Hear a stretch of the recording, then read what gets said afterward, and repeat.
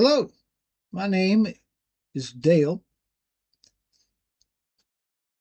and my parents are both deaf, and I'm a CODA, right? Okay, so what I'm going to talk about is some different experiences and things I've seen and so forth. But today, I've got a story. It's a true story, and I'll go ahead and begin telling you how this began. And it caused me to look back and remember a funny story from my past.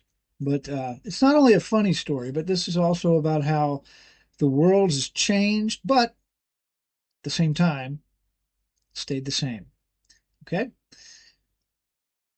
So it was yesterday. What's today? Today is what, Friday, August the 8th, 2025. It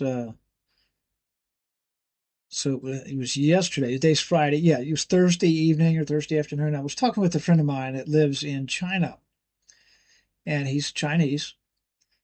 And we were talking. We talk several times a week, and we were just having a conversation.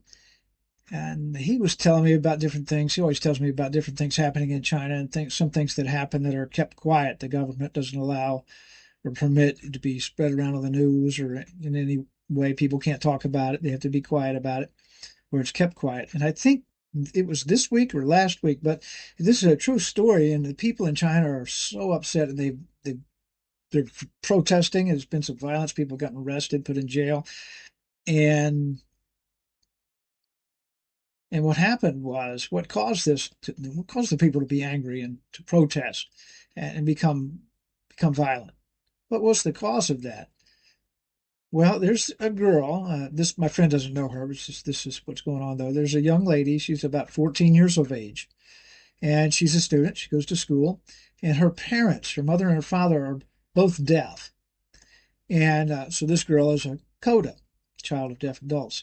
And so she was going to school, and some idiot kids were always picking on her, making fun of her. Oh, your mom and dad are dumb. Your parents are deaf. They're just constantly bullying her and picking on her. And so then they beat her up. They assaulted her and beat her up, and her parents were all upset. And what's going on? The cops came, but the government just kind of swept it under the rug, said they didn't say anything about it, swept it away. And the girl's parents, went to the police, and the government said, "What is going on? This is wrong. That you need to discipline these people."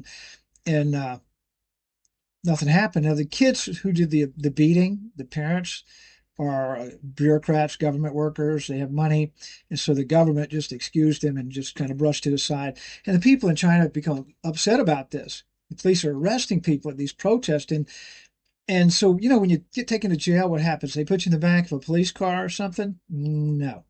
A pig truck, a truck for hauling pigs to the farm, to the market, a pig truck, right? You can imagine a pig truck. It smells bad. It's dirty. It's awful, right?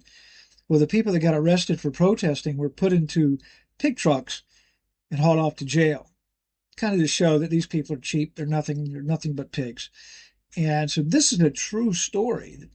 And it cost, well, anyways, my friend, as he was continuing to tell me the story, and at the beginning of the story, he said, "I want to tell you about this story about what happened in China." And he started telling me the story, and told me about the girl.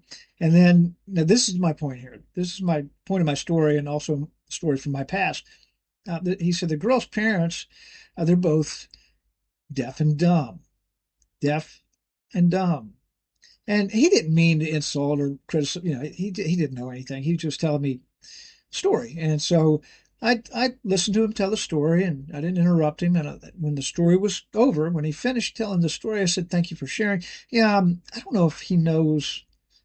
I don't know if he knows that I'm a sign language interpreter and that my parents are deaf. I'm not sure. I think I might have told him, but anyways, uh, he knows now. But I told him, "Thank you for telling me what happened and everything. That's awful. Let me help you." He's learning English, so I said, "This is important. That the word deaf, that's fine. Deaf and dumb, no, don't say that." And I explained to him why that. Now, long ago, maybe in the 1500s, the 1600s, way back, deaf meant, of course, you couldn't hear. And the word dumb back then was used, it wasn't like stupid dumb. It means a person can't speak. They can't use their voice. They're unable to speak. And that's where the term deaf and dumb originally came from. People were deaf, they couldn't hear, and they didn't speak with their voice, so they didn't speak. So they called them, and that was the beginning of that term, deaf and dumb. But today, nowadays, let's go forward to now. Oh, no, don't say that. Don't say deaf and dumb. That is not acceptable. That word dumb, the meaning's even changed. It doesn't mean a person can't speak. We don't say a person who can't speak is dumb. So let's toss that out.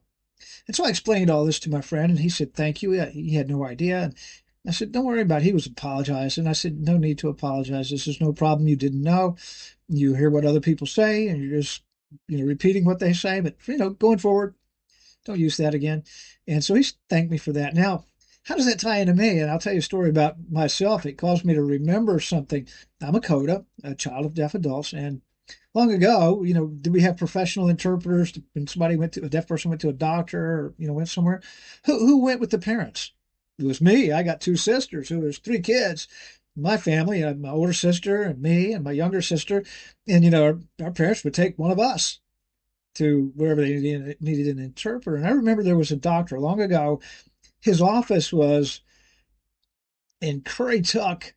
It's out in the countryside, Currituck. And the name of it, well, it's not really a town. It's a simple little place like a village. It's nothing really, just a bunch of farmland. But it's Jarvisburg, North Carolina. And there was a doctor's office there. It looked like a house sitting on the side of the highway.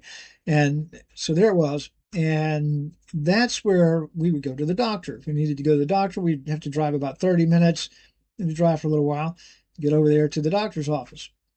And I was with my mom. I guess at that time I think I was 6 years of age. It was like 1972, somewhere around there. I was six. And my mom took me. We went to the doctor. And I don't remember the reason we went to the doctor. I forget that. But anyways, I was with my mom and I was interpreting for her at the doctor. Wouldn't want that today, of course, but that's how it was long ago. And so the meeting was, the appointment was over. Doctor said, come with me into his office.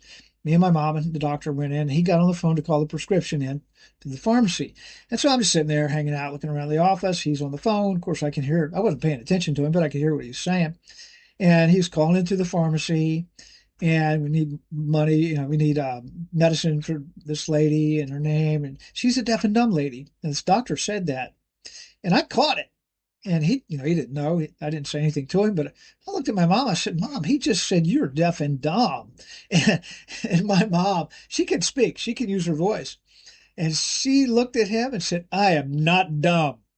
And you should have seen that doctor's face. It was shock. He was, how did this kid tell her? And I remember that. I remember his facial expression so clearly. If I close my eyes right now, I can see his face.